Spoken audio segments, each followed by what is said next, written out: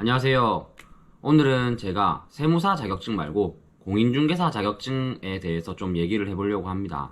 저는 세무사 자격증도 있고 공인중개사 자격증도 있습니다. 자, 이거를 어떻게 따게 됐냐 하면 사실 세무사 시험을 치고 나서 발표가 한 3개월 뒤에 납니다. 그 3개월 동안 정말 할 게 없더라고요. 그리고 저는 합격했을 거라고 거의 확신을 했습니다. 정말 잘 치고 왔기 때문에. 그때는 또 무슨 그런 자신감이 있었는지 모르겠어요. 막상 시험 점수 보고는 떨어질 수도 있었겠구나 라고 생각을 했는데 무조건 합격을 하니까 발표까지 남은 3개월 동안 다시 또 세법 공부는 하기 싫더라고요. 그래서 처음에는 놀려고 생각을 했어요. 놀려고 생각을 했는데 막상 공부하던 사람이 놀려고 하니까 할 게 없더라고요.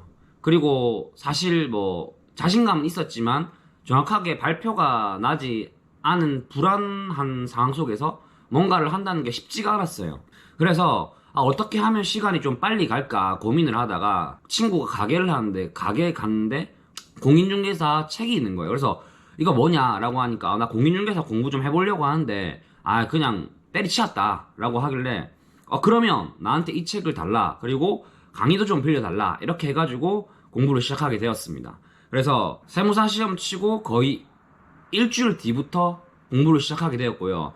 그렇다고 뭐 세무사 시험처럼 막 달려들어 공부한 건 아니었습니다. 그냥 합격하면 좋은 거고 뭐 떨어져도 상관없고, 그렇게 해서 1차와 2차 공부를 한꺼번에 했어요. 세무사 시험이랑 다르게 공인중개사 시험은 1차와 2차 시험을 하루에 같이 칩니다. 그래서 1차 시험을 치고 내가 합격할 것 같다 라고 하시면 2차 시험을 치면 돼요. 그래서 1차와 2차 시험을 같이 준비를 했고, 아마 시험이 10월 중순쯤에 있는 걸로 알고 있어요. 왜냐면 공인중개사 시험 치고 2주 뒤에 세무사 시험 발표였거든요. 그래서 나름 기다리는 시간을 되게 알차게 보냈던 것 같습니다. 그래서 2016년 10월 달에 시험을 치고, 그리고 발표는 언제 하는지는 모르겠어요. 발표는 모르겠지만 그날 당일날 답지가 나옵니다. 그래서 그 답으로 채점을 했는데 아쉽게 떨어졌어요. 뭐 아쉬울 것도 아니고 그냥 뭐 1차, 2차 둘 다 떨어져 버렸죠. 근데 생각을 했죠.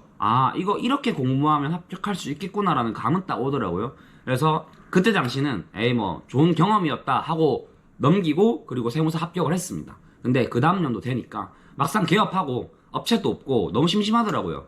2017년도 8월 달쯤 되니까 그래도 공부했던 게 좀 아까우니까 한 번 더 쳐보자.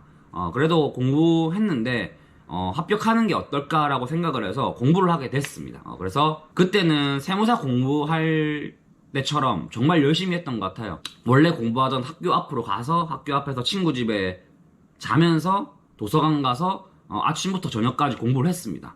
그리고 시험을 쳐서 1차와 2차 동시 합격을 했어요.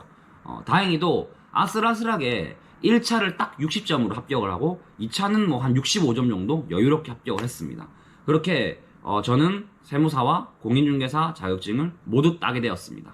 제가 이 영상을 찍는 거는 제가 공인중개사 있다라고 자랑을 하기 위해서가 아니라, 세무사 시험을 치고 내가 정말 합격할 것 같다라고 한다면 남은 시간 내가 세무사 합격하고 나서 도움이 되는 그런 일을 했으면 좋겠다라고 해서 이 영상을 찍는 겁니다. 공인중개사 자격증도 세무사 합격을 하고 나면 도움이 되는 자격증이라고 저는 생각을 하고 있습니다. 그리고 아마 현직에서 세무사님들이 가지고 있는 자격증 중에 가장 많은 자격증이지 않을까라고 생각을 하고, 어떻게 활용을 하냐면 세무사 개업을 하고 공인중개사까지 같이 개업을 합니다. 그렇게 개업을 하고 나서 중개도 하면서, 중개하고 난 이후 물건이 양도가 되면 양도소득세까지 신고를 하는 거죠. 그래서 일석이조 수수료를 받는 겁니다.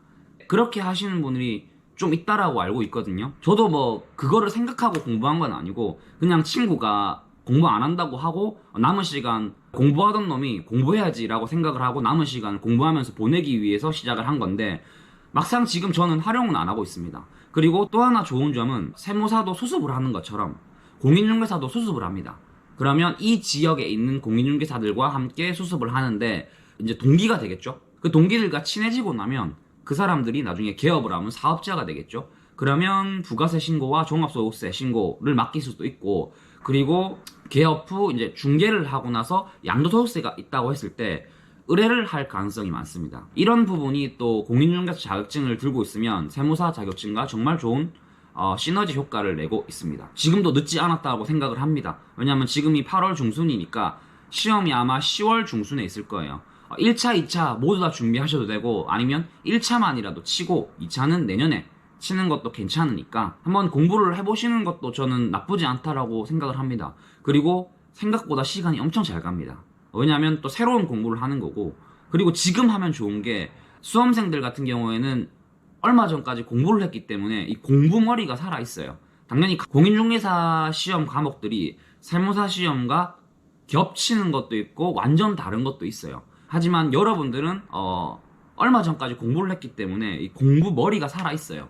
그래서 공부하는데 그렇게 어려울 것 같지는 않습니다. 다만 또 새로운 과목들을 접해서 새롭게 공부를 해야 되는 부분이 있지만 1차 시험과 2차 시험이 모두 다 객관식이에요. 그리고 상대평가가 아니라 절대평가이기 때문에 평균 60점만 넘으시면 됩니다. 사실 세무사 2차 시험 같은 경우에는 모두 주관식 논술이기 때문에 2차 시험이 상당히 어렵습니다. 근데 다행히도 공인중개사 시험은 2차 시험이 객관식이라서 모르면 찍을 수라도 있어요. 그래서 잘 찍으면 뭐 과락 넘기고 합격할 수가 있으니까. 그렇다고 모든 과목들이 쉬운 건 아닙니다. 일정 부분은 쉽게 접근할 수 있고, 저 같은 경우에는 공법과 민법이 정말 어렵더라고요. 그래서 1차 시험에서는 민법에서 좀 많은 시간을 사용했고, 그리고 2차에는 공법에서 엄청나게 투자를 했습니다. 나머지 과목들은 좀 아는 과목과 플러스 알파 해서 요령 있게 공부를 했거든요. 내년에 해야지, 뭐 내후년에 해야지. 막상 세무사 합격하고 나중에 뭐 수습을 받든 개업하면 공부할 시간이 없습니다. 그러니 남은 2개월 동안 정말 바짝 전략적으로 하신다면 합격할 수 있을 거라고 생각을 합니다. 그리고 한 가지 더 팁을 드린다고 하면, 지금은 절대평가거든요.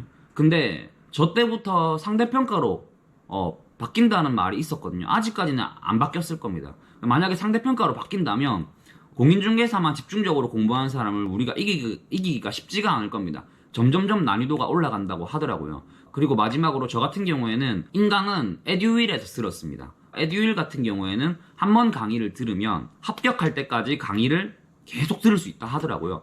그래서 내가 시험 치고 떨어진 결과를 보고하면 그 다음 연도도 연장 한다고 하니까 에듀윌에서 들으면 좋고, 또 다른 강의를 찾아서 들으셔서 시험 공부를 준비해 보시는 것도 나쁘지 않다라고 생각이 듭니다. 또 이번 영상에서는 또 공부하라는 말밖에 없네요. 그래도 도움이 될 자격증이니까 한번 생각해 보시고 공부해 보시는 걸 추천드립니다. 지금까지 영상 봐주셔서 감사하고, 또 다음번에는 다른 영상으로 찾아오도록 하겠습니다. 감사합니다.